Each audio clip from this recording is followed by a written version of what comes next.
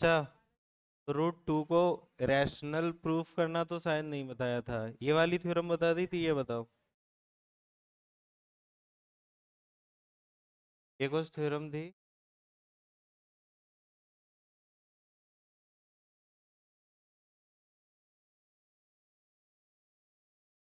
ये था पी कोई प्राइम नंबर है ना, अगर if P divides a square, this implies that P divides a, ये शायद बता दिया था ना, है ना। तो बस इसका एक काम करो, ये थ्योरम क्या है, अभी इसका नाम रख लेते हैं स्टार, ठीक। आपकी बुक में कुछ अलग होगी, ठीक है।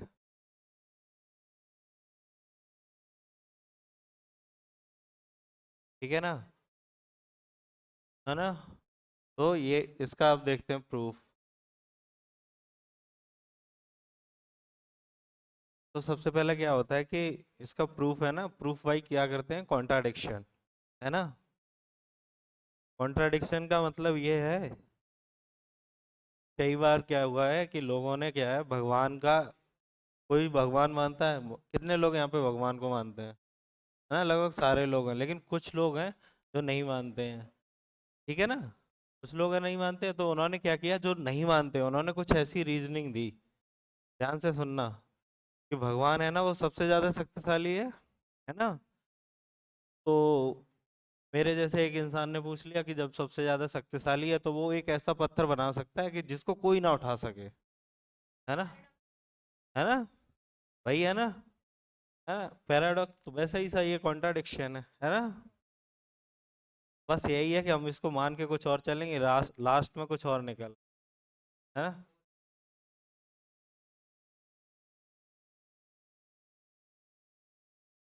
हाँ, हाँ जी। हमने मान लिया कि भगवान सबसे ज्यादा शक्तिशाली है, तो हमने ऐसा करने के लिए बोला कि क्या वो कोई ऐसा पत्थर बना सकता है जिसको कोई ना उठा सके। उन्होंने कहा हाँ ऐसा बना सकता है, बिल्कुल बना सकता है। फिर तो, है ना, फिर तो भगवान उठा सकते हैं फिर उस पत्थर को, कि हाँ उठा सकते हैं उस पत्थर को, तो फिर ऐसा पत्थर बना कहाँ जिसको कोई ना उठा सके, है ना। चलो तो फिर इसको देखते हैं, हमने क्या किया, इसको रैशनल प्रूफ करना है, तो हमने क्या किया, सबसे पहले इसको क्या लिया, इज अ रैशनल नंबर,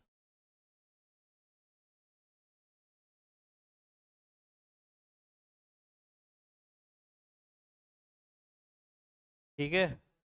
मैंने क्या लिया हुआ है, रैशनल नंबर लिया हुआ है, तो रैशनल नंबर को मैं क्या लिख सकता हूँ, पी अपॉन क्यू। लेकिन हाँ,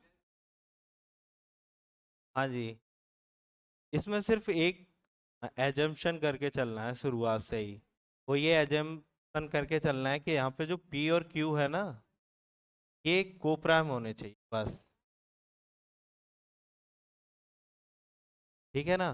पता नहीं इस क्लास में या दूसरी क्लास में मुझसे ये पूछा गया था कि कोप्राइम वर्ड है वो रैशनल की डेफिनेशन में होना चाहिए, वो नहीं होता है, सिर्फ यहाँ पे होता है, प्रूफ करना होता है, तो कोप्राइम एज्यूम करके चलते हैं, ये है नंबर, ये ना, ठीक है ना, पी और क्यू कोप्राइम हो गया ना, ऐसे करके कुछ है। इन दोनों नंबर्स का आप एचसीएफ लेंगे तो 2 आएगा, है ना। कोप्राइम होने का मतलब क्या है कि ना यहाँ पे कोई फैक्टर आएगा ऐसा, है ना। अभी देखो इसको अगर मैं ये लिखूं तो इसका एचसीएफ कितना है, 2 है ना, तो ऊपर भी 2 होगा और नीचे भी 2 कॉमन फैक्टर आ जाएगा ना, ठीक है ना। इसलिए हम कोप्राइम लेके चल रहे हैं कि कोई भी कॉमन फैक्टर ना आए, ठीक है। हाँ जी, सिंप्लीफाई नहीं हो सकता, ठीक है। देखो तो क्या किया, इसको इधर भेजा, ये हो जाएगा root 2 q equal to p, ठीक है ना। तो इसको स्क्वायर कर दिया दोनों साइड, तो 2 क्यू स्क्वायर इक्वल टू क्या हो जाएगा, पी स्क्वायर हो जाएगा, ऑन स्क्वायरिंग,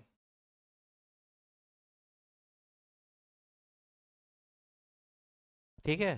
तो देखो ये लिखा क्या हुआ है ना, ये लिखा हुआ है ऐसे करके, 2 into q equal to p square, ठीक है ना। तो मैंने क्या किया हुआ है कि ये पी स्क्वायर के फैक्टर्स लिखे हुए हैं, प्राइम फैक्टर्स लिखे हुए हैं, ठीक है ना।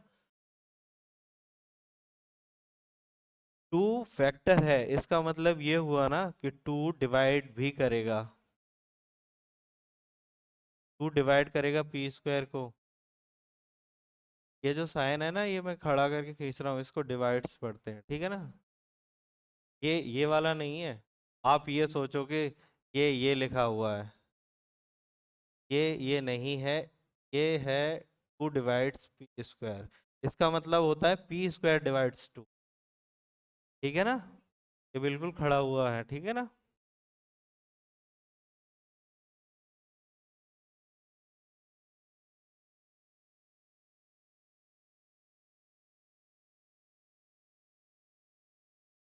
ठीक है ना।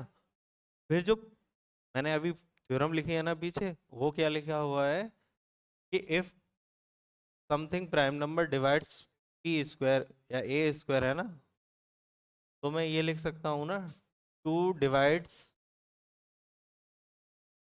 पी। और है ना, रीजनिंग में आप ये लिख दो, जो थ्योरम अपना था वो क्या था, स्टार था, इसीलिए मैंने नाम दिया था उसको स्टार, है ना। वो उस थ्योरम की हेल्प से मैं इसको क्या लिख सकता हूँ, टू डिवाइड्स पी, है ना। जब मैं ये लिख सकता हूँ टू डिवाइड्स पी, क्या मैं इसको ये लिख सकता हूँ, P इक्वल टू टू सी।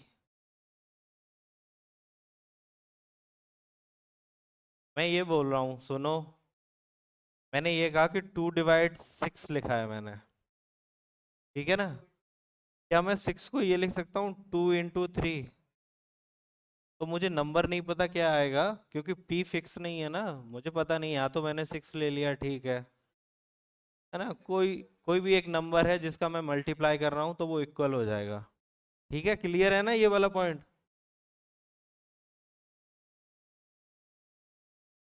अब देखो, इसका फिर से क्या करो, स्क्वायर कर दो। स्क्वायर करूंगा मैं, क्या लिखूंगा, p square equal to four c square on squaring.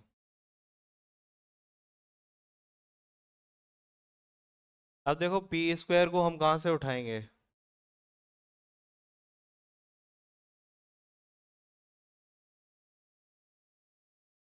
Square किया ना, ठीक है ना, स्क्वायर की वजह से। क्लियर है। देखो, पी स्क्वायर मैं यहाँ से उठाऊंगा, ठीक है। ये क्या लिखा हो, p square equal to two q square है। तो देखो यहाँ पे मैंने पी स्क्वायर की जगह लिखा two q square equal to four c square, है ना। टू टू जा, तो देखो ये लिख के आ रहा है q square equal to two c square. ये बेसिकली ऐसा है ना, two into c into c, है ना। क्यू स्क्वायर के जो वेक्टर्स हैं उसमें टू आ रहा है, तो इसका मतलब ये हुआ ना कि टू डिवाइड्स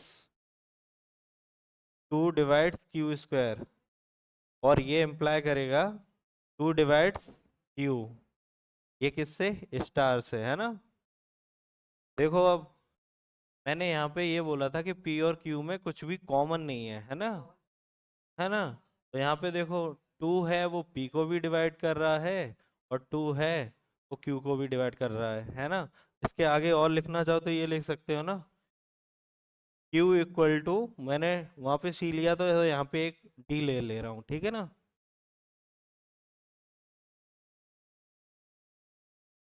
देखो, मैंने पी अपॉन क्यू की फॉर्म जो ली थी, उसमें पी और क्यू को प्राइम थे, लेकिन पी इक्वल टू यहाँ पे कितना आ रहा है, टू सी आ रहा है, और क्यू कितना आ रहा है, टू डी आ रहा है। बल्कि मैं ये लेके चला था कुछ भी कॉमन नहीं है, तो टू कॉमन आ गया ना ऊपर नीचे, है ना। तो जो हमने एज्यूम किया था कि पी और क्यू क्या है, हमारे कोप्राइम है ना। हियर आवर एजम्पशन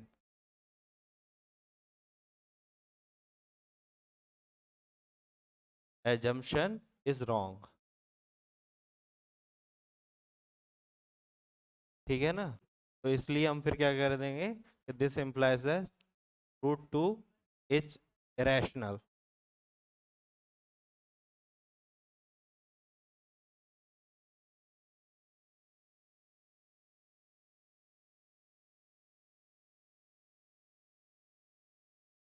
क्लियर है ना। ऐसा कोई स्टेप ऐसा लगाओ कि मतलब हवा में गया, तो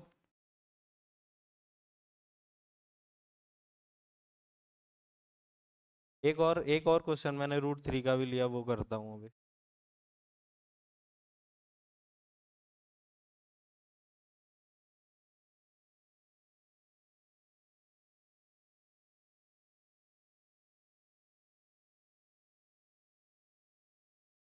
इसको देखो,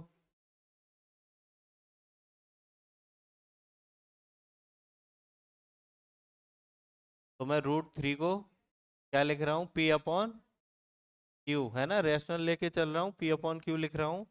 where p and q are coprime.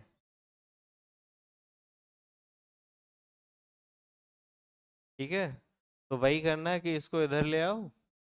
ठीक है, √3 क्यू इक्वल टू पी। ठीक है, ऑन स्क्वायरिंग बोथ साइड्स।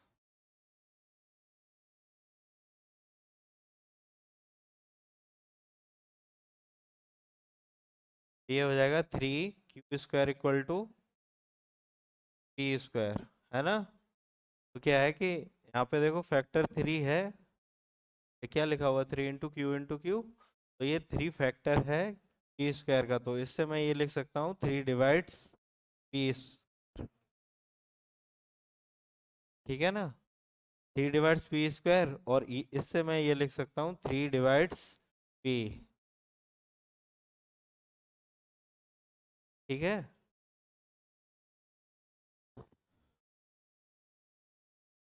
इसको मैं लिख सकता हूँ P equal to 3C। 3 divide कर रहा है ना पी को मैं समथिंग टाइम्स लिख सकता हूँ ना। ठीक है, अब इसका क्या करना है, स्क्वायर लिखना है ना। हाँ जी, स्टार का मतलब ये है कि जो थ्योरम थी ना कि P is a prime number if P divides a square this implies that P divides a, है ना।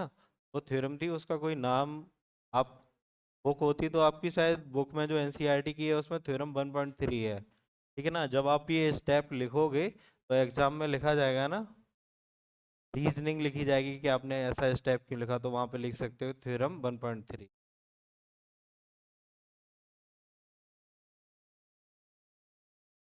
ठीक है, ऑन स्क्वायरिंग।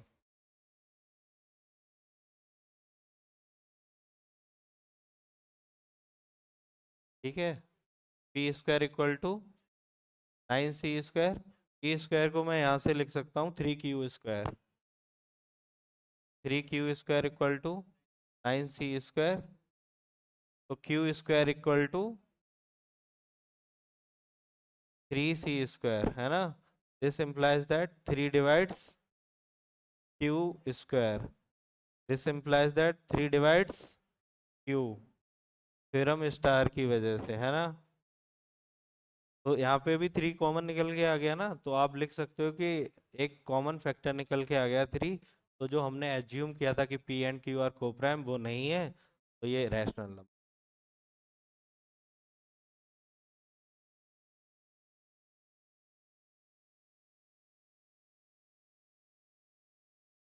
कोई लिख रहा है क्या इसको?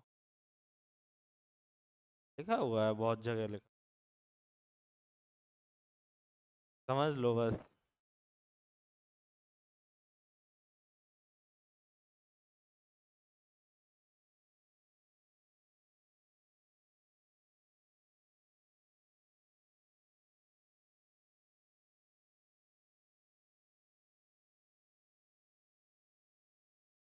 ये मैंने इसलिए लिया है क्योंकि इसमें क्या है कि आप ना, जैसा जो प्रोसीजर हमने फॉलो किया वो पूरा फॉलो नहीं करना है। हम यहाँ पे पहले से ये एज्यूम करके चलेंगे, √3 है वो इरेशनल नंबर। देखो, ये लिखा हुआ है is a rational number.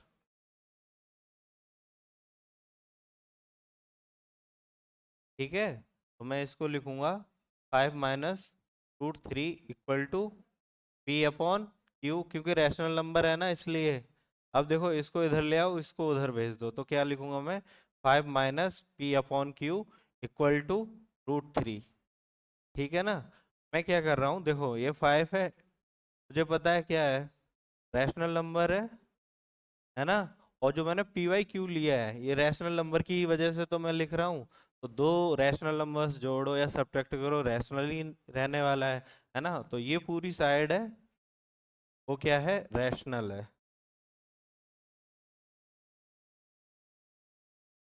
But ये जो है मुझे पता है क्या है, रैशनल है। बस, है ना। तो इसमें ऐसा नहीं करना कि अब √3 के लिए आप पूरा का पूरा फिर से प्रूफ लिखो, है ना। बस।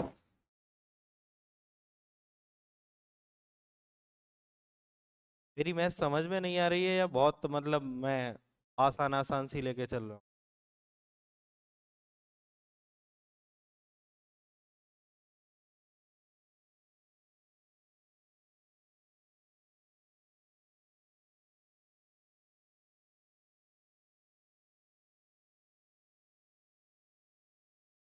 चलें आगे। क्या? क्या सही बात है? मैथ समझ में नहीं आ रही मेरी? नहीं बोलो।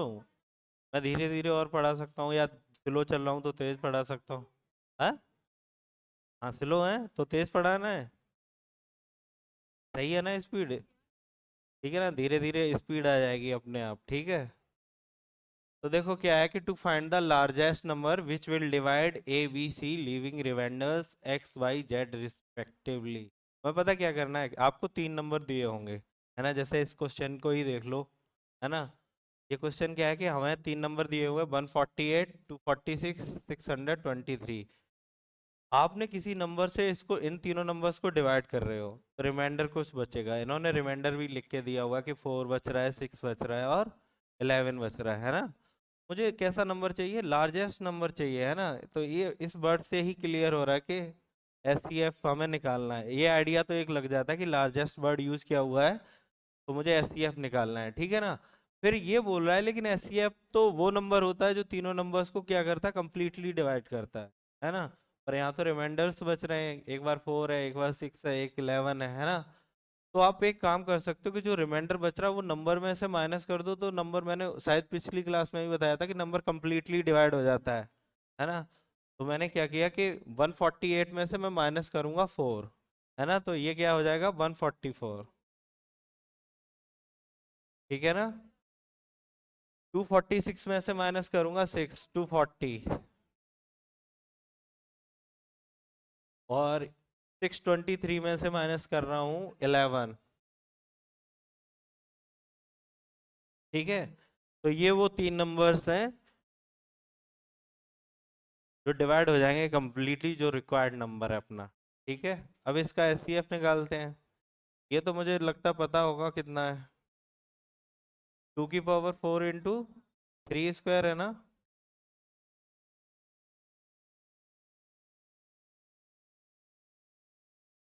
इसको निकाल लेते हैं, वो तो याद रहता है ना, क्योंकि पता है मुझे 12 स्क्वायर का, 12 स्क्वायर, इसको निकाल लेते हैं। 2,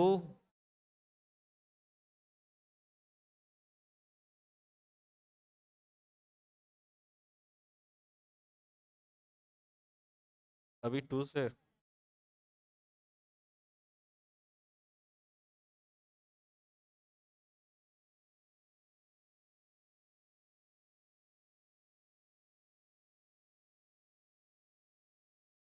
ठीक है। इसका बताओ, कौन सा? क्या समझ में नहीं आया? नहीं, किसी ने बोला ना इधर। तो आप बात मत करो, मैं डिस्टर्ब होता रहूंगा, है ना। कुछ पूछना हो तो पूछ लिया करो, पर बात नहीं करो, ठीक है। ये 2 से,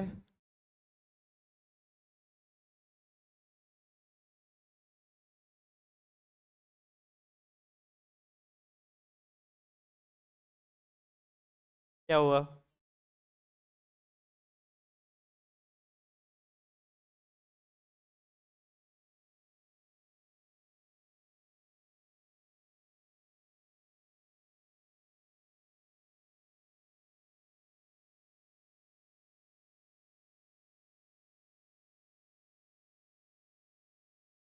आठ, नौ।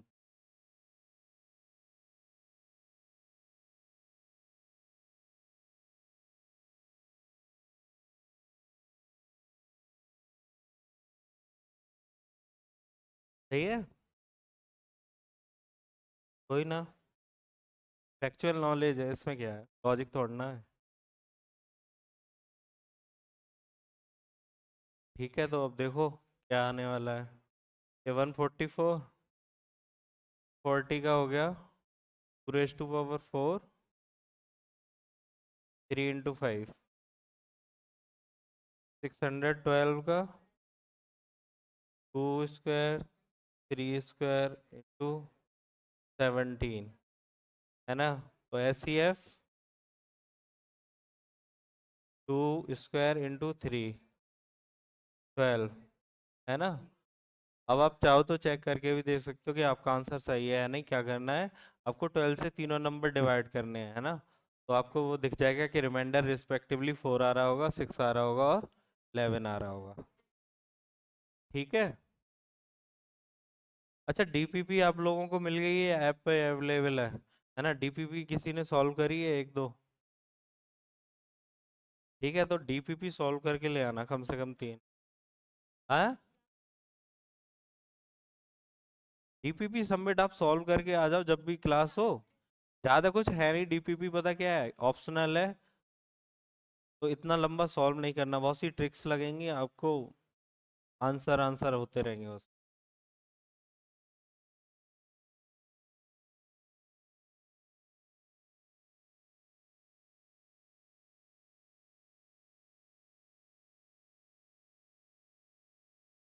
देखो इस क्वेश्चन में क्या करना है, मुझे ऐसा सबसे छोटा नंबर निकालना है कि मैं 12 से उसको डिवाइड करूं, 15 से डिवाइड करूं, या 21 से। तो जो रिमाइंडर्स हैं वो 7, 10, 16 होंगे मेरे।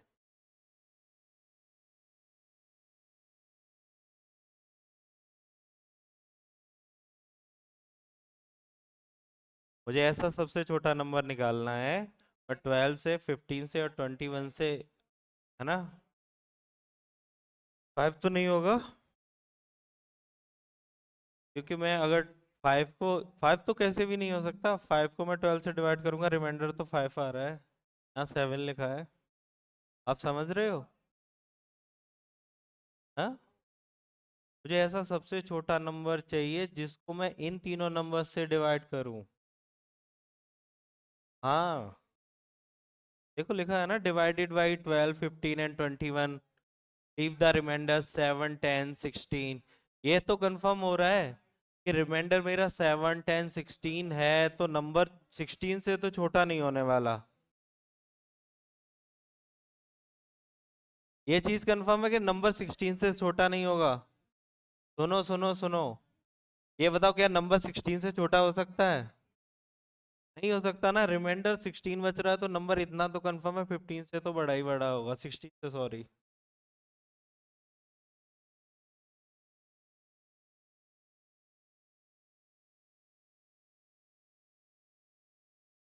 आवाज आ रही है?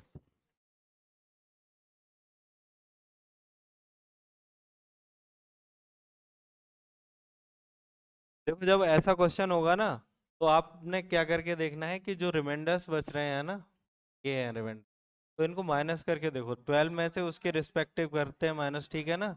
15 में से क्या कर रहे हैं, 10 को माइनस कर रहे हैं, और 21 में से 16 को माइनस करेंगे, तो सारे ही इक्वल आएंगे, और वो आ रहा है 5। ठीक है ना। तो अब देखो क्या करना है कि मुझे वो छोटा नंबर चाहिए ना। स्मॉलेस्ट नंबर की जब बात होती है, ये वर्ड यूज हो जाए तो एक आइडिया लग जाता है कि मुझे एलसीएम चाहिए होगा कहीं ना कहीं, है ना। एलसीएम चाहिए होगा तो क्या करना है, 12 का, 15 का और 21, एलसीएम निकालते हैं।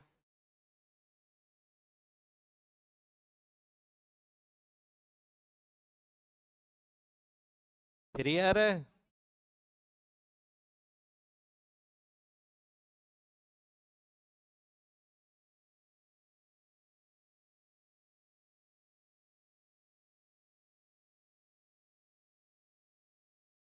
ठीक है, कितना हो गया एलसीएम बताओ ये।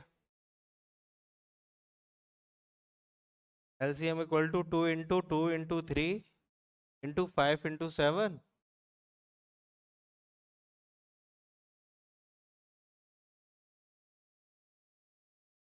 420 आ रहा है।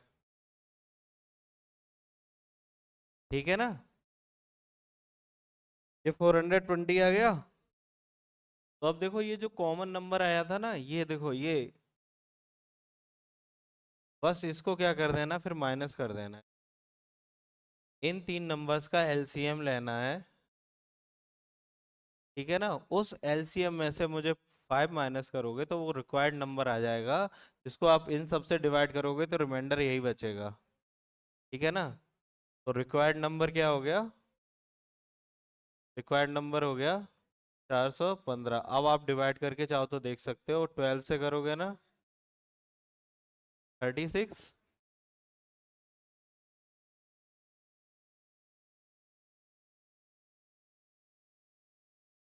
48, है ना, 7 बचा। अब आप 15 से,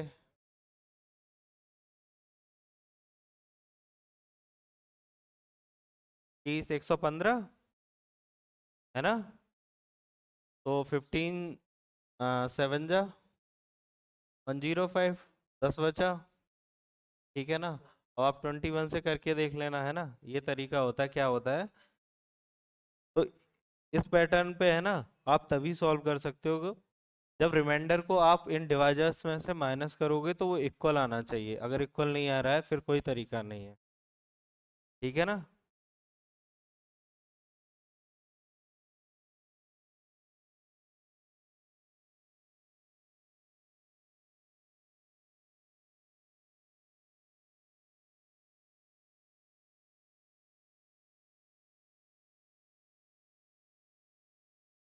उस क्वेश्चन में क्या था कि रिमाइंडर अलग अलग था, इस क्वेश्चन में है कि रिमाइंडर है ना, एक कोई फिक्स बोल देगा कि यही हर बार बचने वाला है। ये तो आसान केस हो जाता है ना, कि एलसीएम लो, रिमाइंडर कितना, जितना भी बचाना हो लिख सकते हो आप, है ना।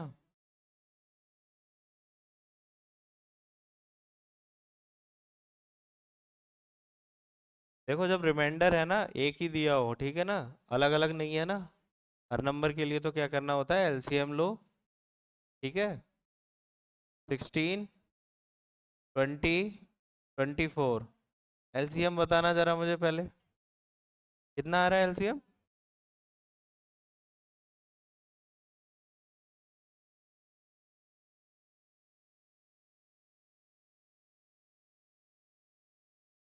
एलसीएम बताओ जल्दी। 240 आ रहा है, चलो निकालते हैं। 8, 10, 12, 4, 5, 6, 2, 5, 3,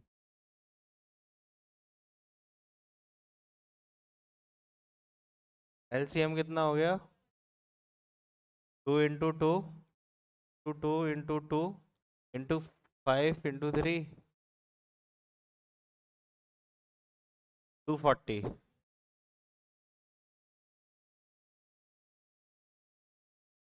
ठीक है ना।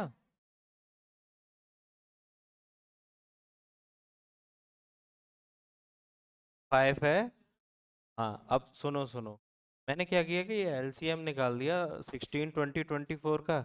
ये चीज़ कंफर्म है कि 240 को 16 भी कंप्लीटली डिवाइड कर देगा, 20 भी कर देगा, 24 भी कर देगा, ये कंफर्म है ना। लेकिन मुझे हर केस में पता क्या चाहिए, 5 रिमाइंडर चाहिए, है ना। तो मैं इतना तो कर ही सकता हूँ कि हर बार कंप्लीटली डिवाइड हो रहा था तो मैंने क्या किया, इसमें +5 कर दो तो ये 5 हमेशा बचता रहेगा ना। समझ रहे हो, रिक्वायर्ड नंबर क्या हो जाएगा, ये जो नंबर था मेरा 240, वो तो कंप्लीटली डिवाइड हो रहा था, पूरा डिवाइड हो रहा था ना, तो रिमाइंडर मुझे 5 ही चाहिए। तो आप देखो 245 करो, हमेशा ये रिमाइंडर बचता रहेगा, ठीक है ना। ये फैक्टर आप ऐड इसीलिए तो कर रहे हो, 240 को तो कंप्लीटली डिवाइड करेंगे तीनों नंबर्स। मुझे रिमाइंडर 5 चाहिए तो 5 ऐड कर दिया, सही है ना।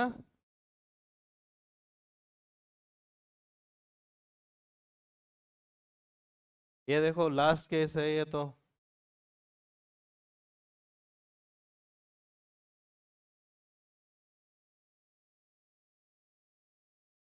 देखो वर्ड से ही क्लियर है, क्या है कि मुझे क्या चाहिए, to find the largest number, है ना। एक आइडिया लग गया कि एचसीएफ निकालना है ना, कि which will divide A B C leaving the same remainder. तो मुझे ऐसा नंबर ढूंढना है ना। कोई नंबर है,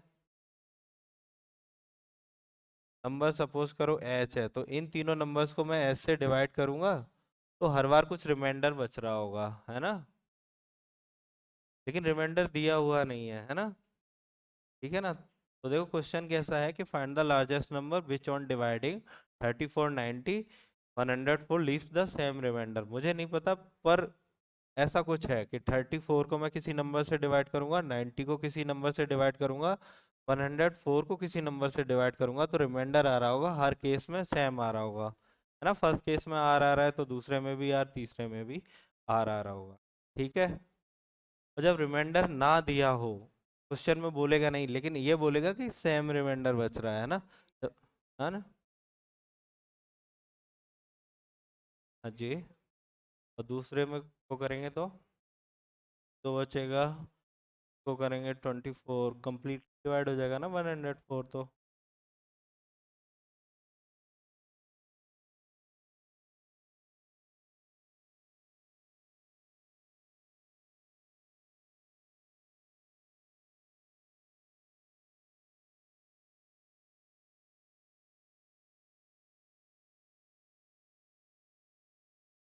है,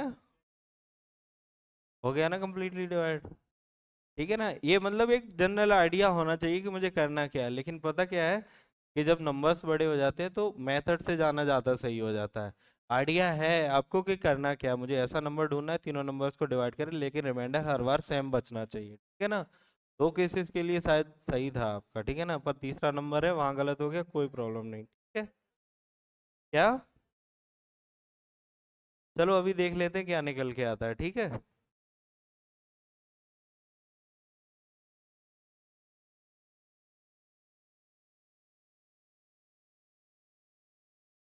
तो देखो करना क्या है कि ये 34 है, ये 90 है, ये 104 है, ठीक है ना।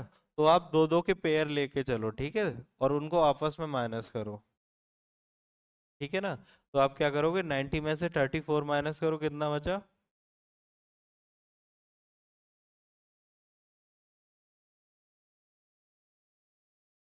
बोलोगे या मैं ही लिख दूं। ये ये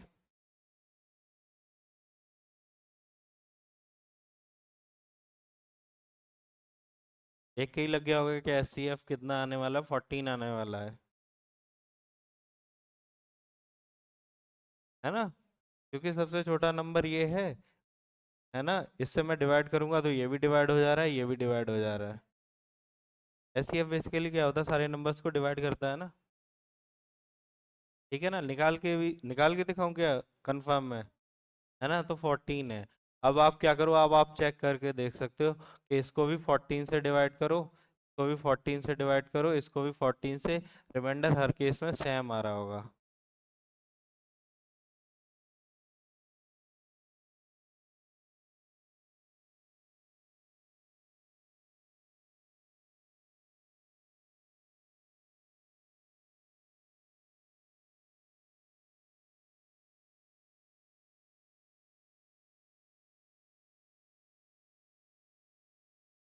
हाँ, कुछ भी आ रहा होगा, पता नहीं, और कंसेप्ट तो क्लियर है ना। क्या हुआ, नहीं ऐसा लग रहा है कुछ समझ में ना आया हो।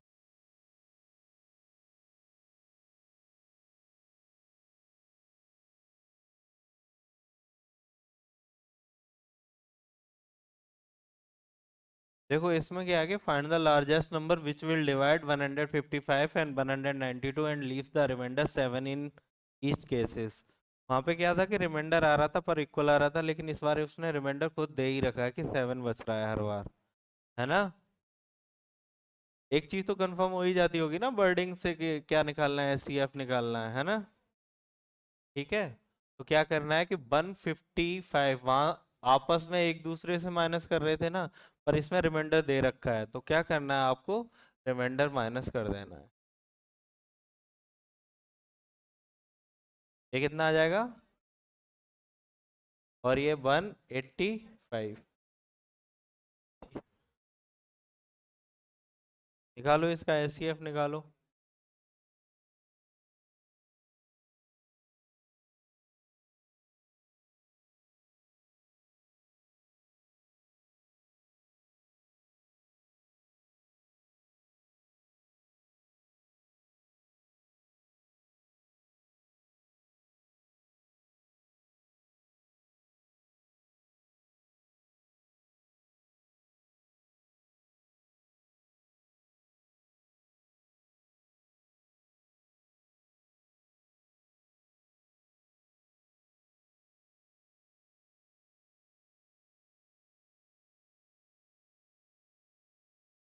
क्या हुआ?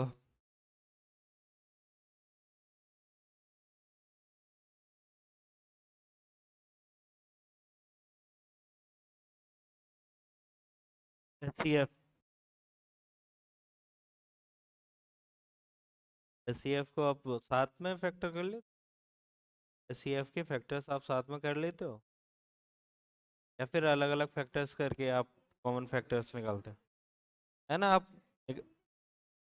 हाँ हो जाता है, मुझे पता है, पर उसके लिए पता क्या है कि जब आप इसको पहली बार देखोगे ना, एचसीएफ किसी ने जैसे हम एलसीएम निकालते हैं ना एक साथ, ऐसे 148 और 185 साथ साथ किसी ने निकाला है क्या एचसीएफ दोनों को एक साथ लिख के, जैसे हम एलसीएम निकालते हैं? हाँ तो ये थोड़ा सा मुश्किल सा हो जाता है। क्यों? क्योंकि मुझे वो नंबर्स ढूंढने होते हैं जिससे डिवाइड हो जाए, दोनों के दोनों नंबर डिवाइड नहीं हो रहे होते तो उनको ऐसा ही छोड़ दो। समझ रहे हो? ठीक है ना? तो सपोज करो मैं क्या लिख रहा हूँ, 6 और 9 लिख रहा हूँ, मैं एस सी एफ दोनों का एक साथ निकालूंगा। ठीक है ना? दोनों नंबर्स का तो करते क्या है, क्या ये 2 से दोनों डिवाइड हो रहे हैं? नहीं हो रहे हैं ना, तो 2 छोड़ो, 3 से हो रहे हैं, 3 2 जा 3 3 जा। क्या ये एक नंबर से डिवाइड होंगे दोनों नंबर्स? तो बस यही एक नंबर था, ये एस सी एफ हो गया।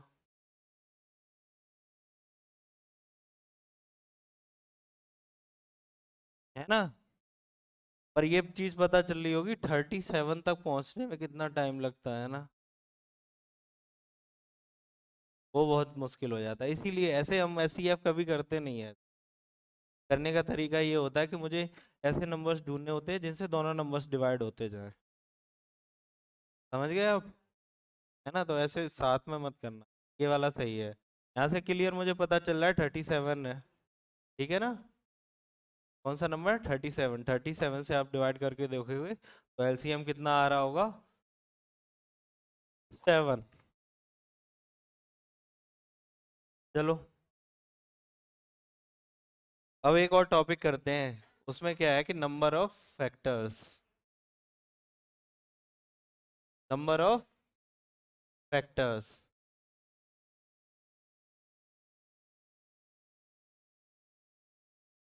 6 के फैक्टर्स बताना मुझे। 1 2 3 6।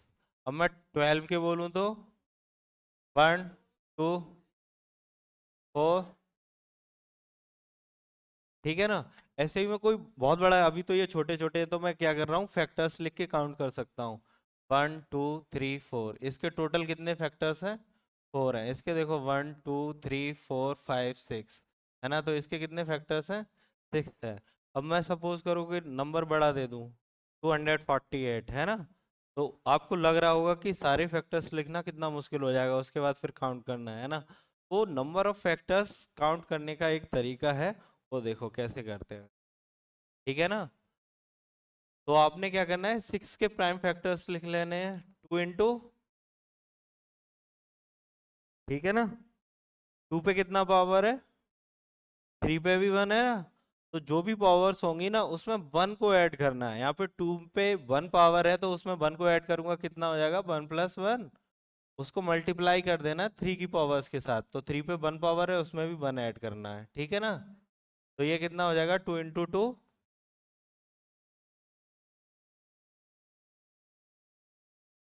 ठीक है, जो पावर्स होंगी उसमें 1 ऐड करना है, और अलग अलग नंबर्स की सबकी पावर्स को मल्टीप्लाई करके लिखना।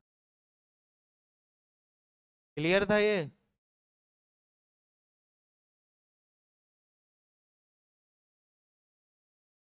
ये नंबर ऑफ फैक्टर्स आ गए। जैसे इसके 6 के फैक्टर्स कितने, अभी हम और एग्जांपल लेंगे, ठीक है ना, हर एक पे ध्यान दे। अभी देख लेते, पहले इसका देखते हैं 12 का, ठीक है ना। 12 को मैं ये लिख सकता हूँ 2 स्क्वायर इंटू 3। इसके फैक्टर्स यही होंगे ना, निकाल लेना, ठीक है ना। वो मैं नहीं निकाल रहा हूँ। अब बताओ नंबर ऑफ फैक्टर्स इसके कैसे लिखे जाएंगे। इस पे पावर कितनी है, +1 किया कितना हो गया, इस पे पावर कितनी है, +1 करो तो,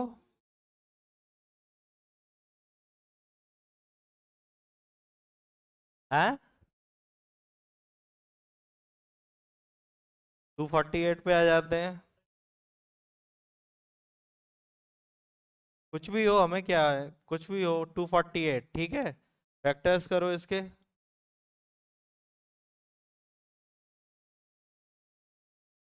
सही जाएंगे।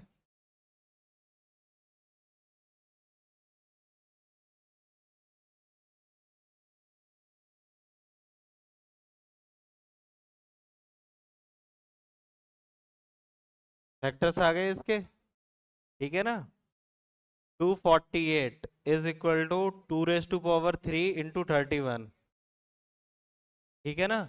इसमें 1 ऐड करो, 3 कितना हो गया, नंबर ऑफ फैक्टर्स हो जाएंगे 4 इंटू 2 इक्वल टू 8 फैक्टर्स आएंगे। पावर में 1 करना है और सारी पावर्स को मल्टीप्लाई कर देना है। हर पावर में क्या करना है, 1 करना है और सारी पावर्स को मल्टीप्लाई करना है। क्लियर है? और कोई एग्जांपल? किसी को और कोई नंबर चाहिए हो तो बताए।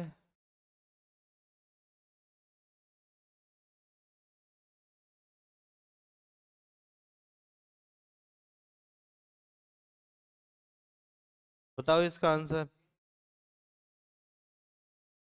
कर रहे हो सर? 1356।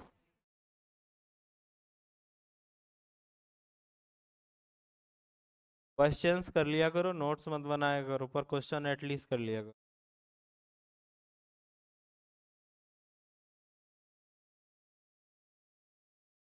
हम्म, कितना आंसर आ रहा है आपका? डाउट? हम्म, हर एक पावर में +1 ही करना, चाहे पावर कुछ भी हो। 2 है पावर, उसमें 1 प्लस किया तो 3 हो गई। यहाँ पे देखो 3 पे 1 पावर है, तो उसमें भी 1 प्लस करो तो वो 2 हो गया। वहां 3 है, यहाँ पे 2 है, 2 into 3।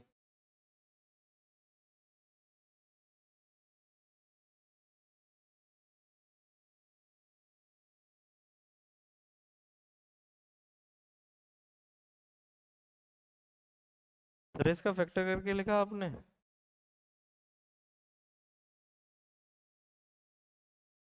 113।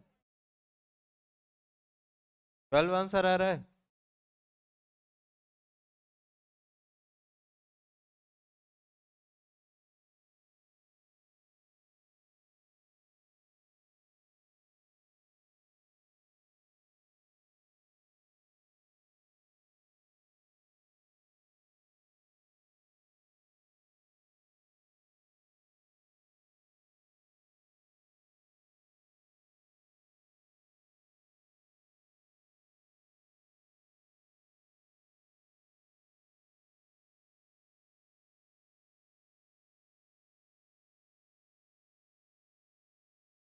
One three five six factors इसके 2 स्क्वायर इंटू 3 टू 113।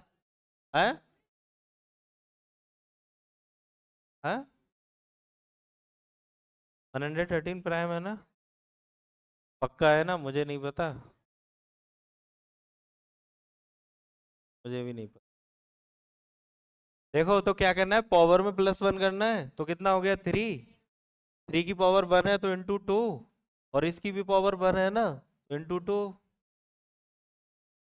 12 फैक्टर्स आएंगे, नंबर ऑफ फैक्टर्स। समझ गया ना? और एक दो एग्जांपल लेने की जरूरत है क्या?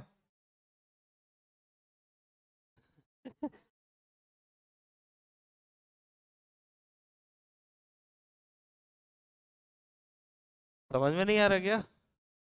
अरे, लग रहा था गुस्से में कुछ ऐसे बाल खींच रही थी।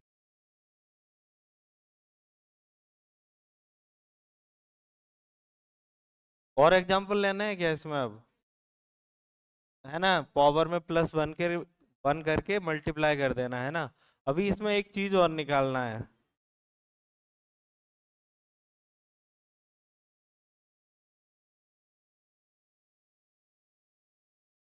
आपका जब टाइम हो जाए ना, एग्जैक्ट 7:30, आप मुझे बता देना, क्योंकि आपकी कैब का इशू है, इसलिए आपको जाना पड़ेगा, ठीक है? सम ऑफ फैक्टर्स निकालना। मैंने अभी जो फैक्टर्स लिखे थे ना, क्या लिखे थे 6 के, छोटा सा नंबर लेते हैं पहले। 1 2 3 6, इनको ऐड करके बताना कितना हुआ, है ना? तो ये क्वेश्चन पूछा जा सकता है कि जो भी फैक्टर्स आए हैं ना, उनका सम करके बताओ। अभी तो चलो ठीक है, 6 है, कुछ बड़ा नंबर होता तो प्रॉब्लम होती ना। तो इसको देखो कैसे करना है। मुझे 6 के क्या लिखने हैं, प्राइम फैक्टर्स लिखने हैं।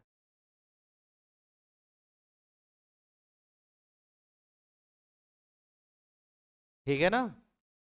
तो अब जो भी पावर होगी ना, इसमें वन करना है, ठीक है ना? सम इक्वल टू 2 की पावर 1 है, तो उसमें प्लस 1 करना है, तो कितना हो जाएगा 2 की पावर 2। इसमें से -1 कर देना पावर करने के बाद, ठीक है ना? 3 की पावर 1 है तो स्क्वायर करना है, -1 कर देना। यही चीज बिना पावर्स के नीचे लिखनी है, क्या, 2 - 1 और 3 - 1। सॉल्व करके देखना, आंसर 12 आ रहा है क्या?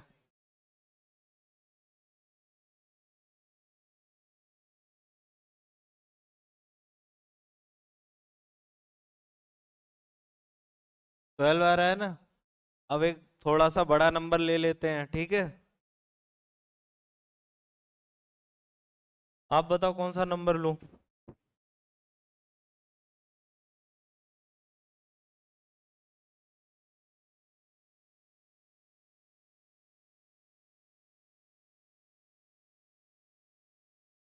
इसका सम करके बताना, सम ऑफ फैक्टर्स।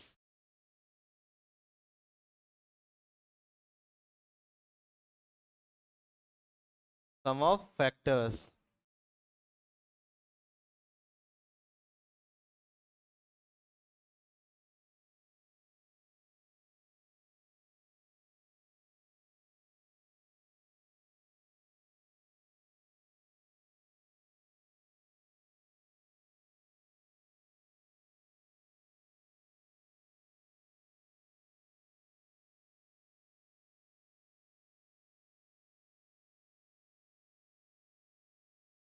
कर रहे हो? दिखाओ कहाँ कर रहे हो।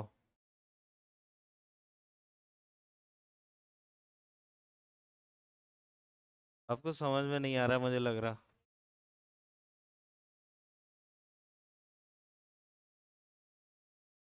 कर रहे हो सर? करो।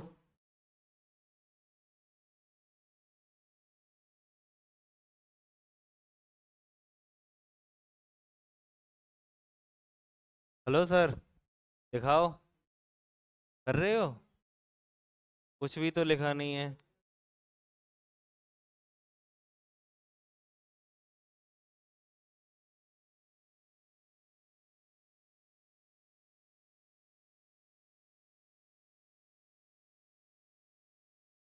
ना, तो मैंने ये बोला था कि जो पावर्स है ना, उसमें +1 करना है ना, और -1 करना है। पावर में +1 करने के बाद वो जो भी नंबर हो उसमें से -1 करना है, ठीक है ना? तो मैं लिखूंगा 3 की पावर 4 - 1, और यहाँ पे 2 की पावर 7 - 1। पावर में से -1 नहीं करना, कि जब मैंने 1 किया है प्लस -1 कर दूंगा तो पावर उतनी ही रह जाएगी। 3 की पावर 4 जो नंबर आया उसमें से -1 करना है। हाँ जी। और बता हीरो।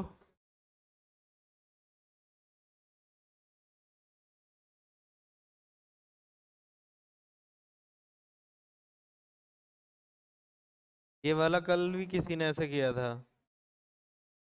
गलती हो गई।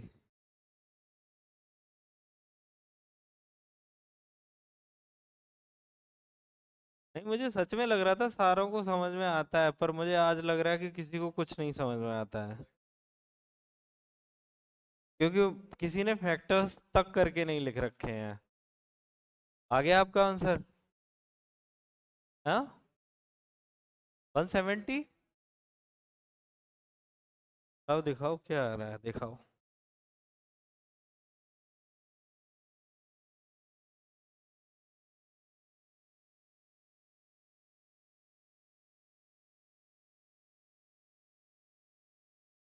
चलो देखते हैं।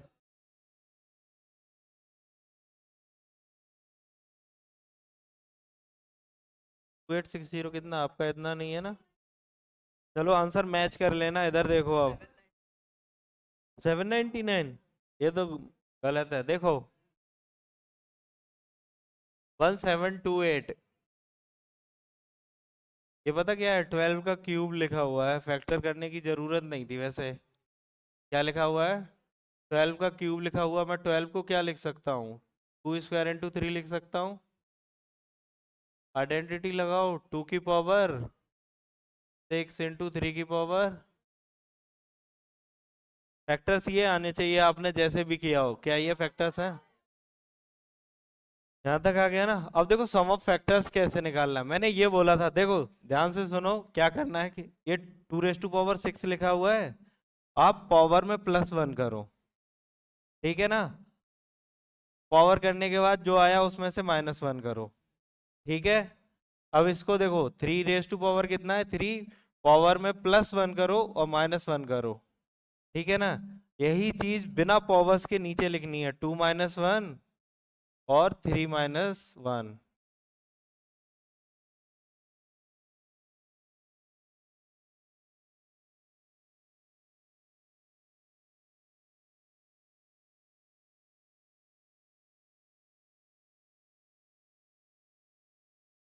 यहाँ तक पहुंच गए ना? यहाँ तक कौन कौन पहुंच गया था? कोई पहुंचा था?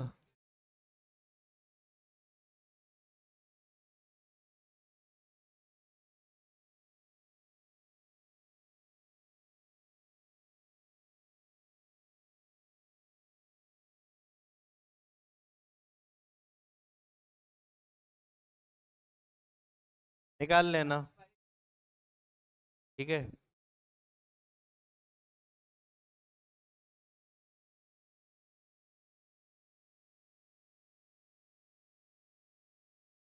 इसका आंसर खुद निकाल के दिखा दो मुझे बस। सम ऑफ फैक्टर्स ऑफ।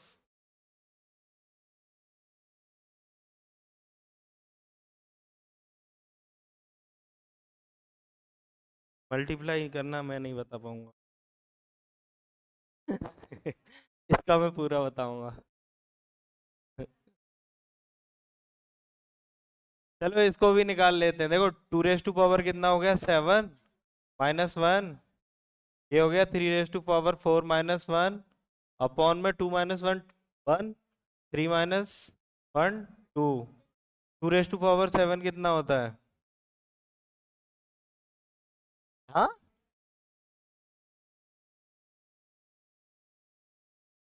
हाँ, ये 81 है, माइनस करेगा ये तो 80 हो गया।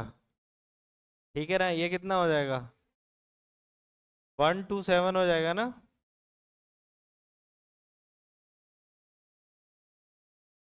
2 4 8 16 32 64 128 256 512 ऐसे ना? हम्म। 40। अब तो कर लेना यार मल्टीप्लाई। आंसर आंसर जो भी आएगा वो ये आएगा, 127 × 40।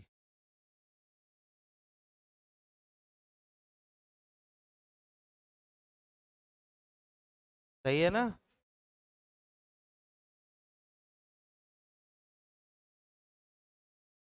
अब तो इसमें कुछ नहीं करना ना। ठीक है, तो ये वाला आंसर मुझे सबसे चाहिए। प्लीज कर देना इसको, क्योंकि मैं डिप्रेस हो जाऊंगा, मुझे ऐसा लगने लगा है अब कि किसी को कुछ नहीं समझ में आता है। ये तो अभी से मुंह बना रही है। हाँ तो ढंग से सोच, इतना मुंह बना के मत सोच। आप नहीं कर रहे हो क्या? हैं?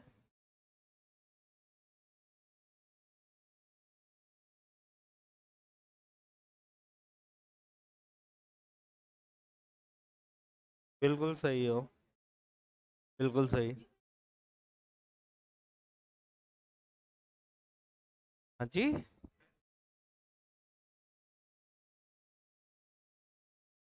भाई 127 में। हाँ जी बिल्कुल। 11 का क्यूब।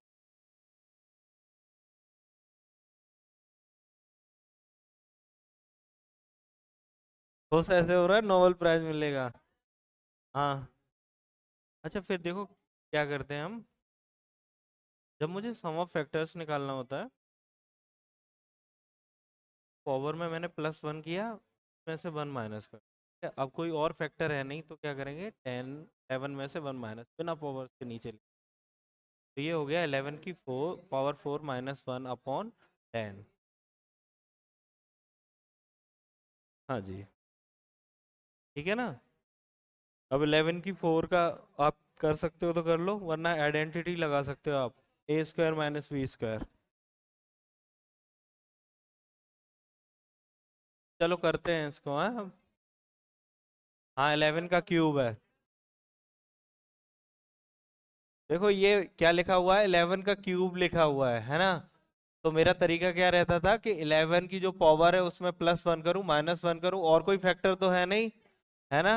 तो 11 -1 नीचे लिखना बिना पावर्स के, है ना। तो ये हो गया 11 की पावर 4 -1/10, है ना। इसको कैसे सॉल्व करोगे, या तो इसमें डायरेक्ट, मुझे पता है 11 की पावर 4।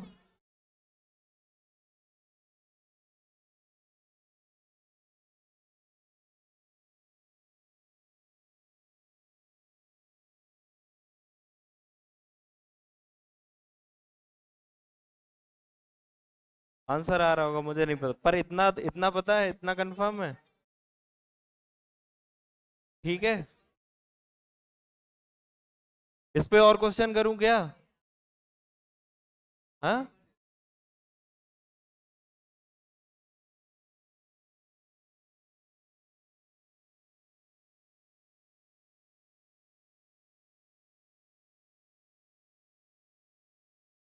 नहीं नहीं नहीं, वो 12 का क्यूब तो 1728 है।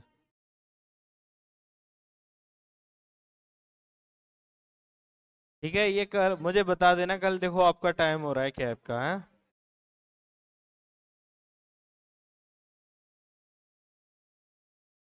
मुझे एक चीज बताओ, सच में मैथ समझ में आ रहा है या नहीं? क्योंकि मैं आज जब पीछे गया हूँ, तो एक या दो बच्चे ने किया है, बाकी किसी ने नहीं किया है। और पता है, मुझे पहले दिन से ये लग रहा था कि आप ना नोएडा दिल्ली के बच्चे हो, हम गांव वालों से तो बहुत ही तेज हो गए, है ना। ऐसे सोच के मैं बता रहा था ना। चीज़ें क्या होती है, मैं बताता हुआ चला जाता हूँ, मुझे ऐसा लगता है कि इनको फैक्टर्स निकालने आते हैं, को मल्टीप्लाई करना आता है, या मैं जो भी लिख रहा हूँ वो सारी चीज़ें करनी आती हैं। बाद में पता चलता है कि फैक्टर्स तक नहीं कर रखे हैं।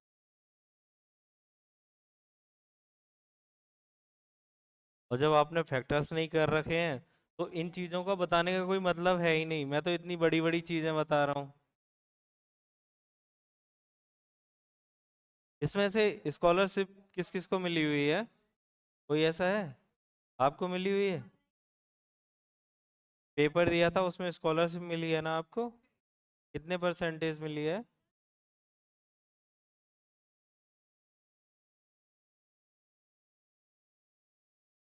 आपको मिली है?